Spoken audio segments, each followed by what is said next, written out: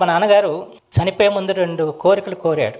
ఒకటేంటంటే పులిగడ్డ పెనుమూడి వంతెన నిర్మాణం జరగాలి, అది సాధించకుండా నేను వెళ్ళిపోతున్నాను అంచేత అప్పుడు పట్టణాభివృద్ధి మంత్రిగా ఉన్న ఉమ్మారెడ్డి వెంకటేశ్వర గారిని ఒకసారి వచ్చి నన్ను చూసి వెళ్ళమని చెప్పంటే ఆయన కవర్ చేస్తే ఆయన పాప మెడ్యూన్ హాస్పిటల్కి వచ్చారు. వస్తే వారు ఇది నేను చేయకుండా నేను వెళ్ళిపోతున్నాను, దీన్ని ఎట్లాగైనా మీరు అంతా కలిసి సాధించాలని చెప్పి ఆయన వెళ్ళిపోవటం జరిగింది. ఆ తర్వాత చంద్రబాబు గారు ఆ పులిగడ్డ పెనుమూడి వంతెన్ని వారు శాంక్షన్ చేయటం, స్వహస్తాలతో దాన్ని ప్రారంభించడం అందరికీ తెలిసిన విషయం. ఆ రకంగా ఆయన చనిపోయే ముందు ఏదైతే కోరిక ఉందో ఆ కోరిక తీరిందని చెప్పి మాత్రం మనం చేస్తాం.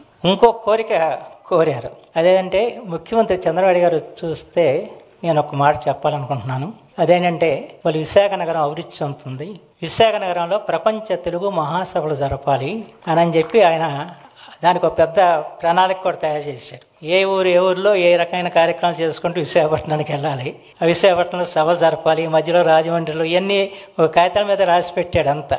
అయితే నాకు అప్పుడంటే చంద్రబాబు గారిని నేను ప్రతిపక్షంలో ఉన్న ఆ రోజున పైగా పెద్ద పోరాటాలు చేస్తున్నా అంచేత నేను వారికి ఆ వర్తమానాన్ని ఇవ్వలేకపోయాను, వారు రాలేపారు. ఇచ్చుంటే వచ్చండేవారు, దాంట్లో అనుమానం లేదు, కానీ నేను ఇవ్వలేకపోయాను. ఆ తప్పు నాది. అంటే ఆయన చివరి వరకు ఏంటంటే ఏది ఆలోచించాడంటే నేను చెప్పి ఆయన అంతసేపు సమాజం గురించి ఆలోచించాడు.